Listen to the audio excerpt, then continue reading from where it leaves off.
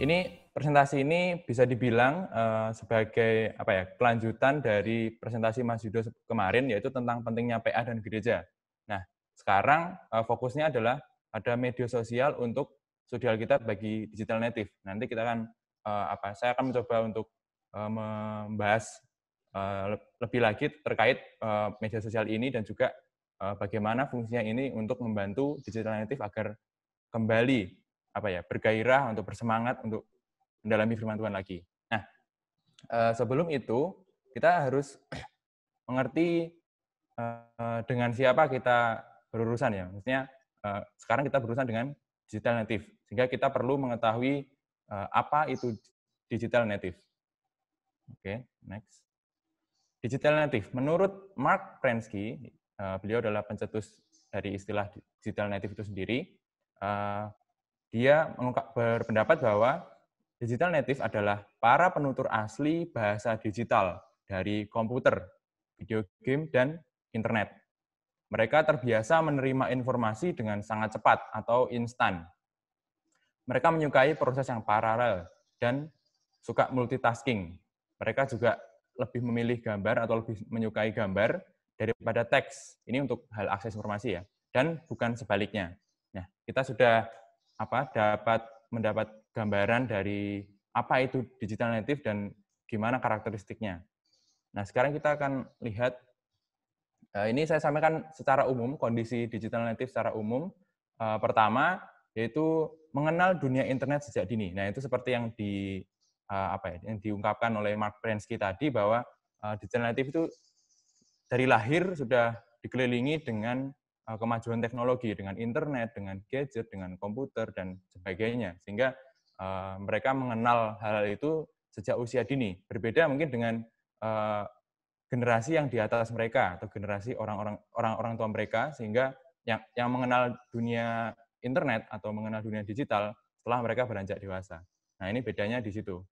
Nah, yang kedua, saya temukan adalah teman-teman digital native itu peduli atau care dengan identitas dan keberadaan mereka. Mereka sangat care ya, mereka care banget dengan identitas dan juga eksistensi diri di tengah-tengah masyarakat, di tengah-tengah masyarakat dunia. Sehingga mereka ingin menunjukkan ingin mengekspresikan diri mereka, ingin mengekspresikan identitas mereka ke dalam masyarakat.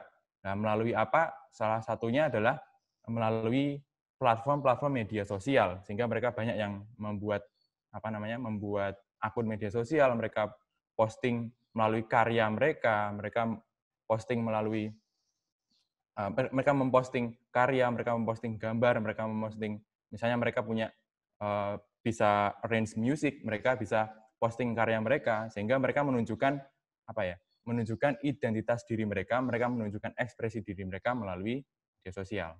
Nah, selanjutnya adalah teman-teman digital native ini cenderung lebih open minded, jadi lebih terbuka untuk wawasan baru, lebih terbuka untuk point of view yang berbeda dari apa yang mereka percaya, serta ilmu-ilmu baru yang mereka dapat dari hasil mereka belajar atau hasil mereka sharing dengan teman-teman, hasil mereka sharing dengan orang lain. Nah, itu mereka lebih cenderung open minded, dan mereka, jika mereka suka sesuatu ya sudah suka. Kalau tidak suka ya tidak suka. Mereka pretty much straightforward orang-orangnya. Selanjutnya adalah digital native ini kebanyakan suka dengan kebebasan dan tidak terlalu suka untuk diatur-atur gitu. Nah, ini saya mau sedikit sharing. Teman-teman saya ketika dulu kuliah itu sangat bebas sekali, sangat leluasa sekali untuk mengekspresikan apa yang mereka inginkan atau mengekspresikan pikiran mereka.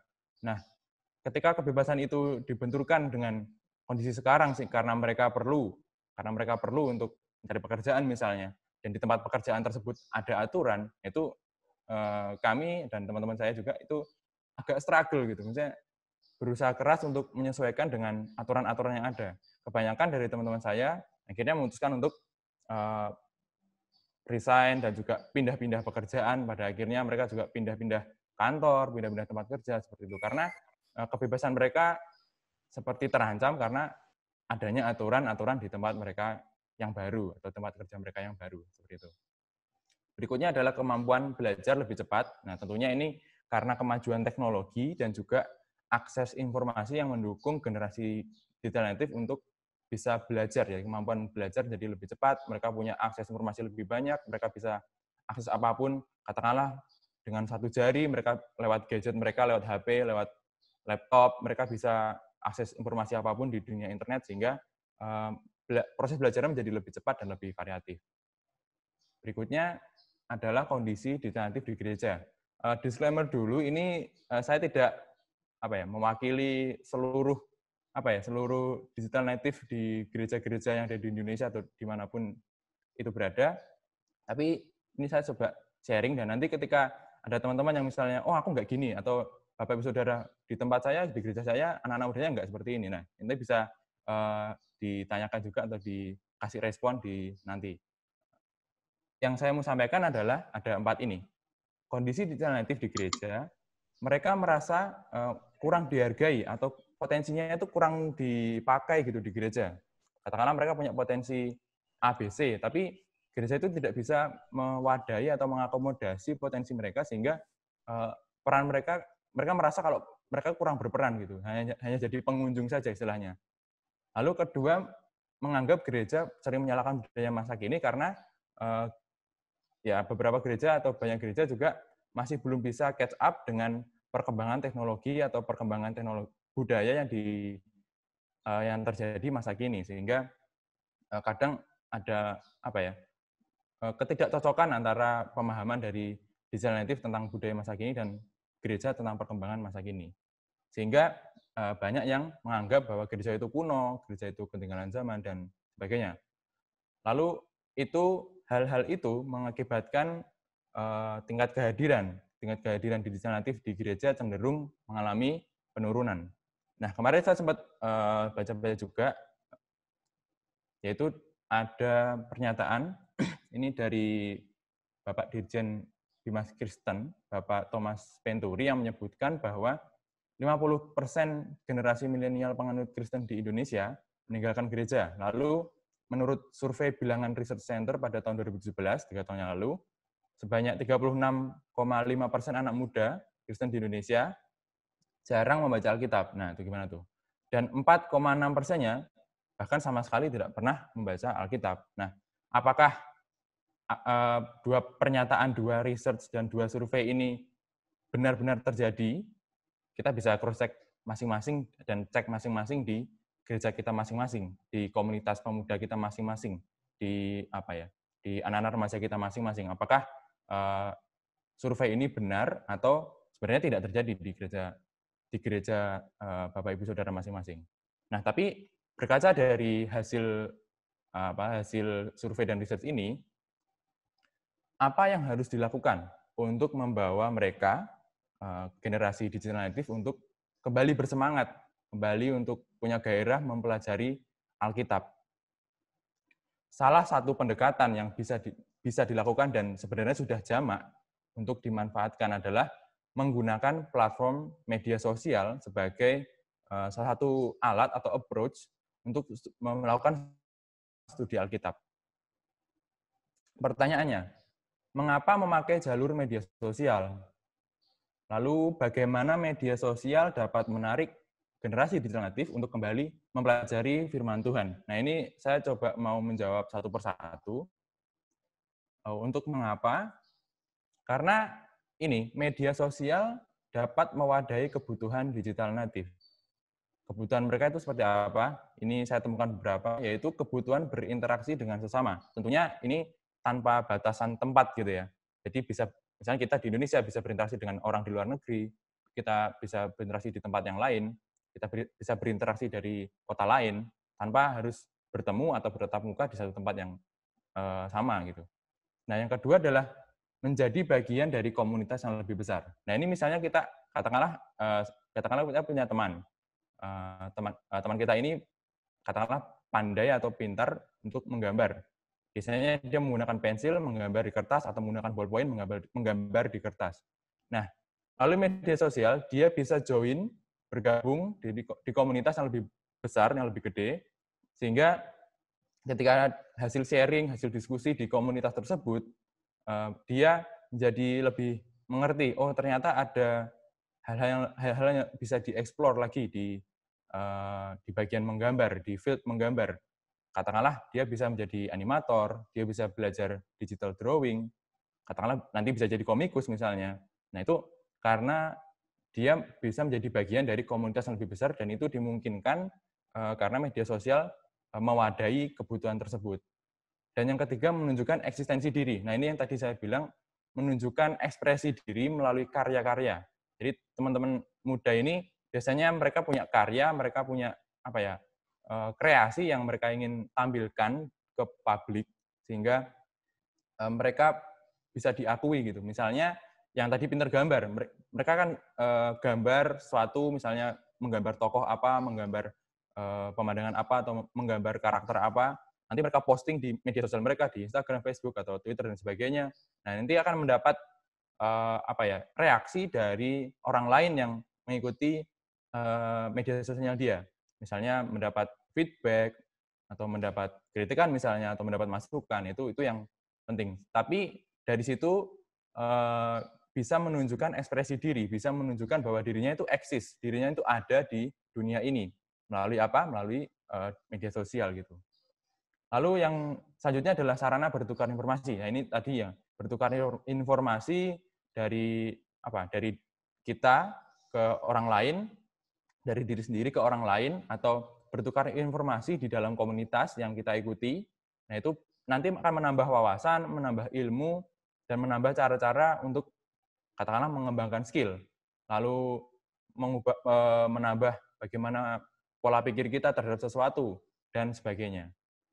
Lalu yang selanjutnya adalah menjaga akses mereka terhadap teman-teman dan juga konten yang mereka sukai.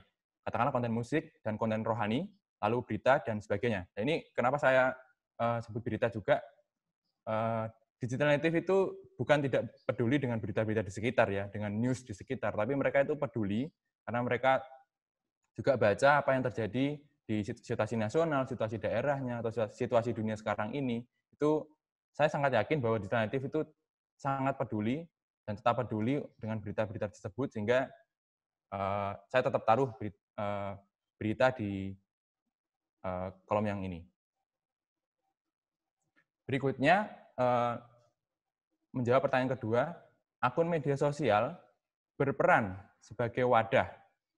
Jadi perannya itu sebagai wadah untuk distribusi konten-konten studi Alkitab. Lalu menyediakan ruang atau menyediakan kelas-kelas diskusi, bahkan ruang konsultasi.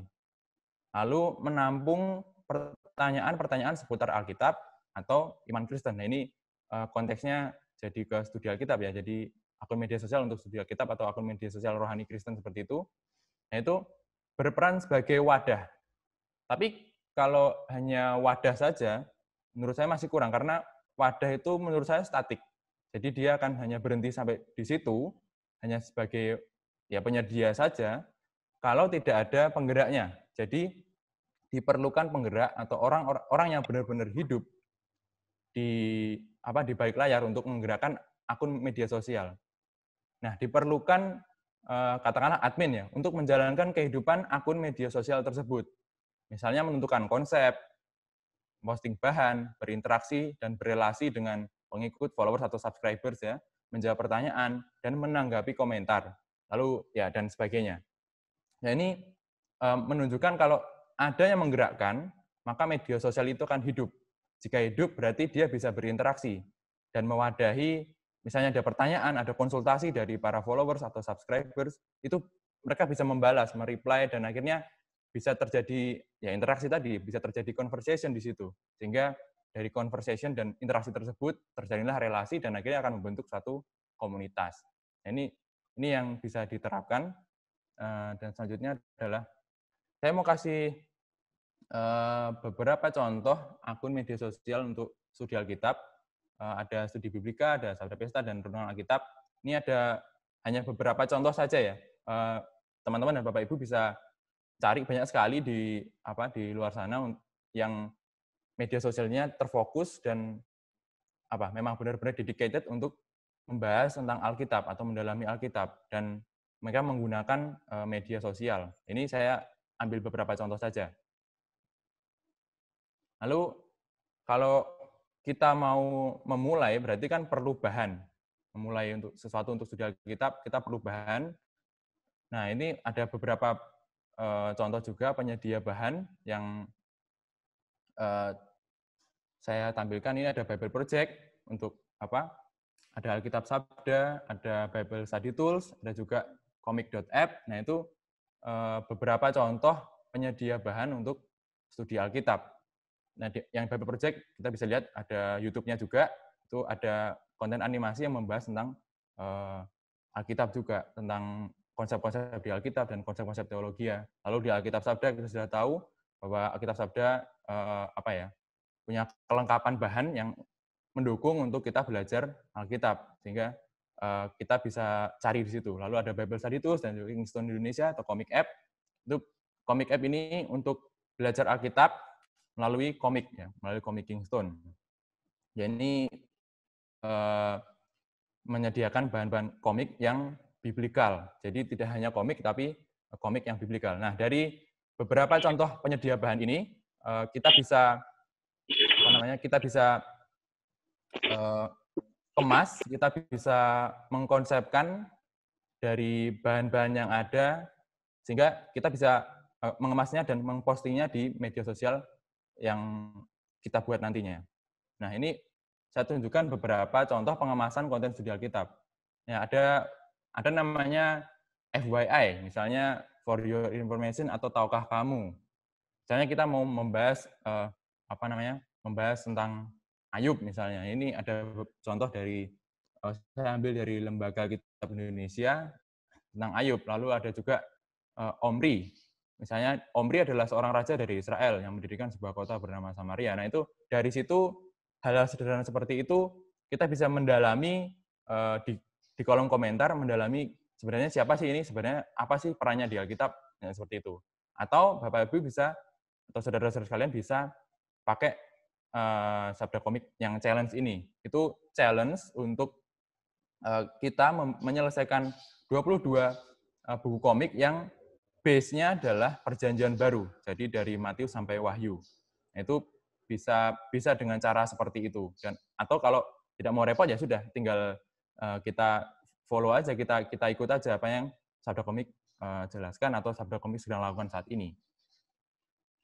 Ya, dengan kemajuan teknologi seperti sekarang ini, kita tentunya bisa melakukan studi Alkitab dengan alat atau platform apapun, termasuk media sosial. Karena sudah tidak ada batasan lagi atau tidak ada pembatasan lagi terkait kita dalam melakukan studi Alkitab, dan media sosial menjadi salah satu pendekatan atau salah satu cara untuk menarik teman-teman digital natif agar mereka bisa studi Alkitab. Kenapa? Karena digital natif itu biasanya hidupnya di medsos. Jadi mereka hidup di situ, di medsos itu, karena mereka menunjukkan eksistensi diri di situ ya. Nah, itu mengapa tidak kalau kita melakukan studi Alkitab di tempat di mana mereka hidup atau di tempat di mana mereka tinggal, seperti itu, yaitu di media sosial. Saya coba belajar dari dua tokoh, yaitu Rasul Paulus yang menggunakan teknologi terkini masa itu, pena perkamen, untuk menuliskan firman Tuhan. Lalu tulisan Rasul Paulus dibagikan ke jemaat-jemaat di berbagai tempat, lalu dikopi lagi, sehingga tersebar sampai ke banyak daerah ya, banyak tempat. Dan juga Billy Graham yang terkenal karena KKR penginjilan melalui siaran TV. Dan saat itu memang TV menjadi teknologi yang paling canggih lah saat itu, sehingga Billy Graham menggunakan teknologi TV itu untuk melakukan KKR. Nah, sekarang salah satu teknologi yang terkini yaitu ya media sosial. Kalau kita biasa pakai WhatsApp, biasa pakai Instagram, biasa pakai Twitter atau media-media sosial yang lain. Kalau hanya untuk bersosialisasi, saya pikir masih oke. Tapi mengapa kita tidak menambahkan added value? Jadi tidak menambahkan nilai tambah atau nilai lebih kepada media sosial tersebut, karena kita orang percaya dan kita benar-benar ingin mendalami apa isi dari firman Tuhan, dan kita harus memanfaatkan media sosial itu untuk mempelajari firman Tuhan lebih dalam lagi. Nah, ini penutup dari saya, yaitu media sosial hanyalah alat biasa. Jadi kalau hanya media sosial saja itu hanyalah alat biasa saja.